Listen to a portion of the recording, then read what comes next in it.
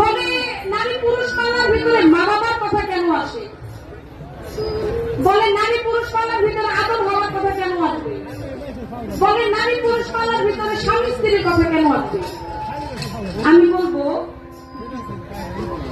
নারীকে আগে বুঝতে হবে, স্ত্রীকে বুঝতে হবে, মাকে আগে সেটা বুঝতে হবে।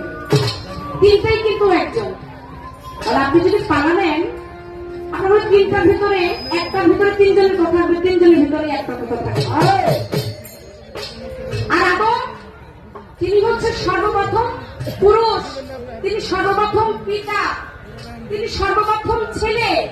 তাহলে আপনি যেদিকে পালাটা ঘোরেন না কেন, আপনার অবশ্যই পুরুষের ভিতরে ওই আদমের ভিতরে থাকবে, ওই বাবার ভিতরে থাকবে, ওই স্বামীর ভিতরে থাকবে।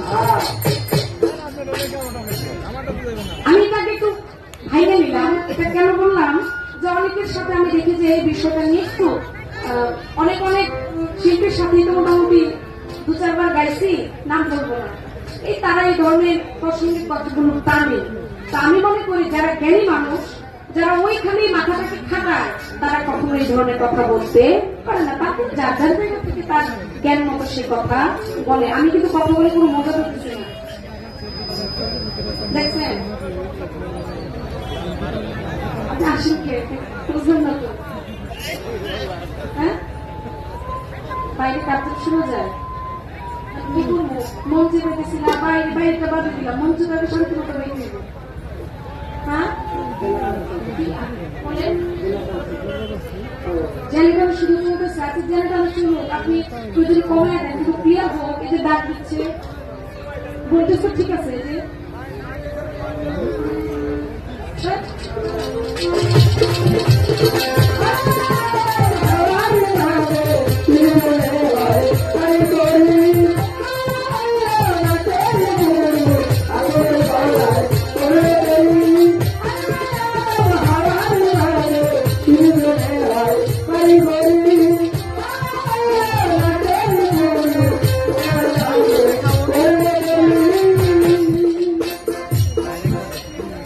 তাই আমি এইখানেতে প্রথম কথাটি আমি গেলাম শেষ করিয়া।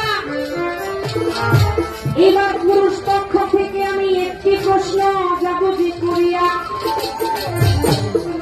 পুরুষ নারী, নারী পুরুষ, আমরা সবাই দেখতে আমরা নিজেকে দাবি করি আমরা পুরুষ।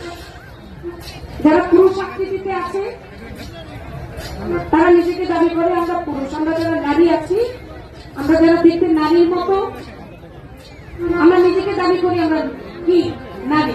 পুরুষ দাবি করে নিজেকে পুরুষ। আমি আজকে জহির পাগলার কাছে জানতে চাই, আপনি যে পুরুষ গাইবেন, আপনি যে পুরুষের পক্ষে আছেন, আগে আমি সর্বপ্রথম আপনার কাছে জানতে চাই পুরুষ মূলত কাকে বলে আর পুরুষ কত প্রকার?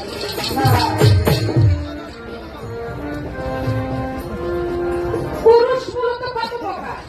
দেখতে তো সবাই পুরুষ, মা ধর সবাই পুরুষ। তাহলে পুরুষের ভিতরেও অবশ্যই একটু প্রকার ভেদ আছে না? হাতের যেমন 5টি আঙ্গুল সমান না, সব মানুষও কিন্তু সমান না। যেমন নারীরও কিন্তু প্রকার ভেদ আছে।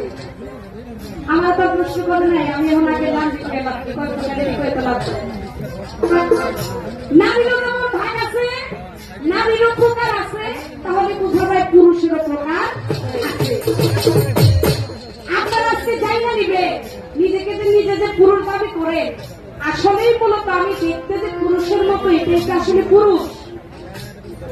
এটাকে কি পুরুষ বলে নাকি পুরুষের ভিতরে অন্য কোনো হাকিকত আছে, যেই হাকিকতের মাধ্যমে আমরা জানতে পারবো আসলে মূলত পুরুষ কাকে বলে? আসলে মূলত পুরুষ কি? পুরুষকে পুরুষ কিভাবে প্রকৃতভাবে হইতে হয়? আমি পুরুষ নিজেকে দাবি করি, আমি পুরুষ মানি না। আমি নামে নিজেকে নারী দাবি করি, আমি সেই নারী মানি না। প্রকৃত হাকিকতে বুঝাইয়া দিবে মূলত পুরুষ কাকে বলে, পুরুষ কত প্রকার আছে জায়গা দিবে। আমি প্রথমবারই এই পর্যন্ত আপনার কাছে শুধু একটি কথা ছোট করে রাখিয়া গেলাম, ওই জহির পাগলার কাছে আমি সব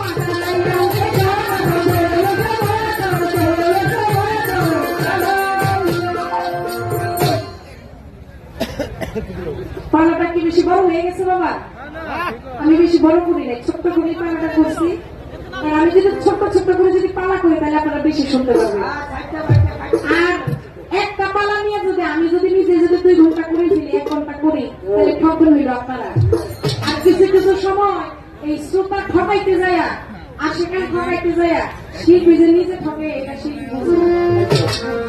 আমরা আপনাদেরকে ঠকাইতে চাই না, আপনারা হচ্ছেন আমাদের মনি, আপনারা আমাদের মাথার তাজ, আপনাদের স্থান আমাদের মাথার উপরে। তাহলে যাদেরকে এত সম্মান করি, যাদেরকে ভালোবাসি, তাদেরকে কখনো ঠকাইতে চাই না।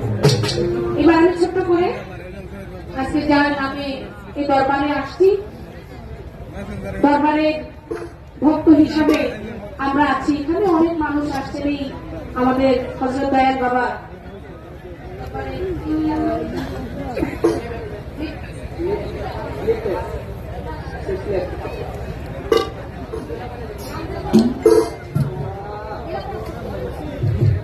এই লুতা পাগলা দরবারে আপনারা আসছেন। আমিও কখনো কিন্তু এই লুতা পাগলা দরবারে আসিনি, আমার জীবনের সর্বপ্রথম আসা।